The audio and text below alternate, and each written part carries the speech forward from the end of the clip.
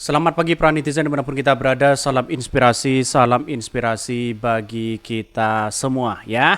Ternyata dari pasangan capres-cawapres ya terfavorit ya dari sahabat Liputan 6 ternyata Anies Baswedan 49 ya, terus kemudian Prabowo Gibran 2,6% dan Ganjar Mahfud 43%. Artinya kalau kita merujuk data ini menunjukkan bahwa apa yang selama ini dilakukan oleh masyarakat, yang dibaca oleh masyarakat begitu kan ya, tentu inilah bagaimana ya kepercayaan trust semuanya begitu kan ya pada media-media tertentu begitu. Dan pada akhirnya dari dari 94.000 begitu kan ya, 909 sahabat Liputan 6 telah mengikuti voting ya usai debat Cawapres tanggal 20 Desember 2023. Hasilnya inilah pasangan Capres-Cawapres terfavorit menurut survei begitu kan. Ini menurut survei dari ya Liputan 6 begitu kan. Anies Mohaimin 49,5%, Prabowo Gibran 2,6%, Ganjar Mahfud MD 47,8%. Artinya apa? Banyak masyarakat yang menginginkan yang paling terfavorit itu adalah Anies Baswedan dan Caimin. Walapa, karena di debat putaran kedua begitu kan ya, yang kemudian cawapres di situ tentu Gibran banyak blundernya di situ, menanyakan singkatan begitu kan ya, SGIE begitu kan. Kata Caimin, wah ini sego sambel begitu. Jadi pada intinya adalah ya banyak yang menginginkan masyarakat itu 49,5%, hampir 50% penduduk ya Indonesia itu sudah banyak yang menentukan sikap bagaimana favorit debat capres-cawapres ya Anies Baswedan dengan Caimin ini. Ini menjadi penentu sebenarnya begitu, dalam artian bahwa apa yang dilakukan mereka dalam media-media besar seperti Liputan 6 itu sudah menunjukkan ya Anies Baswedan itu menjadi terfavorit di situ begitu kan, bisa mengalahkan seorang ya Prabowo Gibran. Bahkan gue tahu ada polling ini tambahin 1 suara dari gue buat Amin. Lah ini nggak berfungsi dengan baik katanya begitu. Ini banyak sekali pro dan kontra begitu. Tapi saya katakan sejak awal begitu kan, dari beberapa survei yang ada begitu kan ya, dari beberapa media-media yang kemudian menunjukkan bahwa apa yang terjadi selama ini ternyata yang menjadi favorit itu adalah Anies Baswedan ternyata begitu. Inilah yang ditakuti hari ini, kenapa Anies Baswedan dan Caimin bisa dipastikan dan bisa menang satu putaran, karena mereka satu sisi lawan-lawan ya seperti Prabowo Gibran sudah panik, TKN-nya sudah panik, dikit-dikit lapor, dikit-dikit lapor, dikit-dikit lapor. Akhirnya apa? Untuk memecah suara, hal seperti itu kalau tetap dilakukan, maka kemudian begitu saya yakin dan saya yakinnya itu tambah blunder kepada Prabowo Gibran. Karena apa? Ya, karena masalah sepele ini dilaporkan ya, seperti Roy Suryo dikit-dikit dilaporkan begitu kan. Ada KPU karena mau ditegur dikit-dikit dilaporkan begitu. Dan pada akhirnya ya masyarakat kan sudah paham di situ begitu. Ada blunder keras. Mengapa ya? Dari Pak Ganjar, dari Anies Baswedan, dari tim-tim mereka begitu kan, tidak pernah melaporkan orang-orang di sana sini, karena mereka tahu yang dianggap masyarakat hari ini bahwa wah ini gimana begitu, katanya demokrasi kok saling lapor begitu kan kira-kira seperti itu begitu. Ya tot Yomin ya sekarang tuh udah nggak ngaruh kader-kaderan ya, geng-gengan, sogok-sogokan, pakai makanan atau duit. Orang banyak sudah mau person ya, bisa dipercaya, mampu sanggup ya, ngayom, solutif dan pengalaman. Gitu aja katanya. Gue mau cerita, ada tetangga gue diwawancara sama surveyor elektabilitas capres. Apa yang dia sampaikan? Ternyata dia digiring oleh surveyor ya, sehingga dia tidak sadar ya ngevote 02. LBH gila ya, LBH lagi. Gue ketemu dan cerita dengan salah satu surveyor ini. Dia mengaku memang ada request untuk mengiring.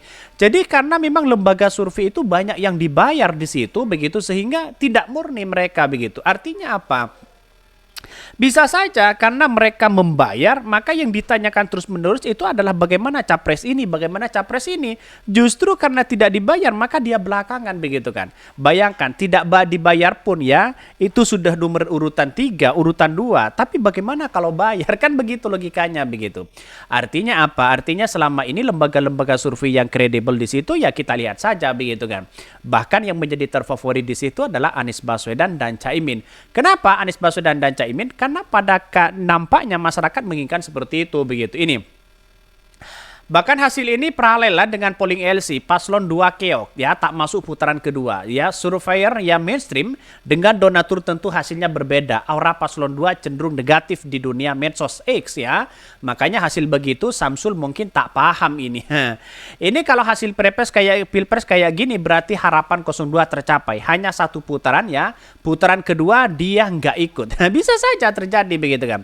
Karena sekarang itu 02 itu bisa ketar-ketir karena apa? Karena pada kenyataannya yang dianggap ya, yang pertama banyak yang menginginkan bahwa ini putaran pertama ya, menang putaran pertama bahkan ya menang mutlak katanya. Tapi pada kenyataan sekarang sudah bisa ditebak dan bisa ketar-ketir. Dan lihat saja ada intervensi sana sini ya, kita lihat saja di situ begitu kan ya. Jadi artinya apa? Artinya selama ini ya dengan realitas masyarakat dengan penduduk 270 juta begitu kan ya. Kalau 50% sudah mendukung Anies Baswedan, wah ini bisa saja ini kemenangan mutlak begitu kan. Nyatanya begitu kan. Dari beberapa hari ini mulai dari media sosial yang saya lihat, ternyata yang menjadi favorit terbesar itu adalah Anies Baswedan di situ. Itu paling baik karena satu, dari segi penegakan hukum itu lebih jelas mereka begitu kan. Bagaimana korupsi akan dimiskinkan. Satu. Yang kedua masalah infrastruktur lebih mendorong pada pendidikan dan kesehatan. Itu yang paling poin penting di situ begitu kan. Yang ketiga yaitu adalah masalah kesejahteraan dan keadilan sosial. Bagaimana negara demokrasi memberikan kebebasan berpendapat kepada siapapun. Silakan mau kata-kata ini mau kata-kata itu silakan kata Anies Baswedan. Jadi bebas semuanya begitu kan.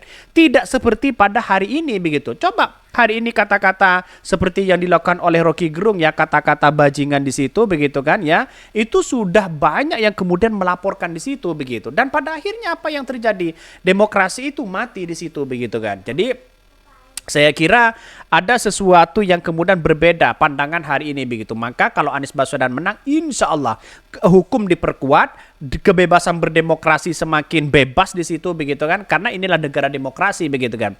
Bahkan satu sisi saya melihat bahwa ini cara pandang saya kalau Anies Baswedan jadi, ya ini supremasi hukum yang ada di Indonesia benar-benar ya ditentukan di situ begitu kan. Jadi artinya kalau penguasa ya bisa mengatur hukum atau hukum bisa mengatur penguasa, maka inilah yang kemudian menjadi cikal bakal. Jangan tunda kesempatan bagi Anies Baswedan di situ begitu. Tentu hukumlah yang akan mengatur ya penguasa di situ, bukan penguasa yang mengatur hukum. Ya, ini kan sudah jelas Anies Baswedan sudah pernah mengatakan seperti itu begitu kan. Insya Allah janji di DKI Jakarta sudah ditepatin ya menjadi gubernur, dan sekarang kalau dia diberikan kesempatan menjadi presiden, insya Allah saya yakin dan saya yakinnya masalah hukum, masalah korupsi, masalah kesejahteraan ya hari ini begitu kan ya akan mudah teratasi. Karena satu, perubahan dan perbaikan itulah yang digagas oleh Anies Baswedan di situ begitu kan. Tapi ya, kalau toh pada akhirnya itu aja, saya yang orang pertama kali akan mengkritik Anies Baswedan. Kalau toh pada akhirnya sama dengan hari ini begitu kan ya, dengan rezim hari ini. Saya kira pasti ada perubahan-perubahan besar. Ya kita akan tunjukkan di situ begitu kan. Karena nyatanya hari ini kita lihat saja masyarakat banyak menginginkan Anies Baswedan. Bahan-bahan pokok semakin naik, lapangan pekerjaan sudah semakin sulit. Ya, bekerja sama UMKM semakin seperti itu begitu kan ya. Bahkan ini begitu kan ya, lapangan pekerjaan yang paling utama. Kalau Gibran mengatakan 19 juta begitu akan membuka lapangan pekerjaan, lantas bagaimana dengan janji seorang Jokowi begitu akan membuka 10 lapangan pekerjaan. Tapi nyatanya lihat saja banyak orang-orang Cina yang datang ke Indonesia. IKN siapa yang mengerjakan di situ? Yang menjadi kontrol siapa begitu kan? Terus kemudian kereta cepat siapa yang menjadi kontrol mereka? Apakah orang Indonesia? Masyarakat sudah paham. Mungkin itu yang kami sampaikan ya. Tonton terus channel Hodari Podcast Rakyat ini karena ada berita-berita menarik dan viral setiap harinya. Salam para netizen, salam inspirasi bagi kita semua. Jangan lupa di subscribe di YouTube Hodari Podcast Rakyat ini.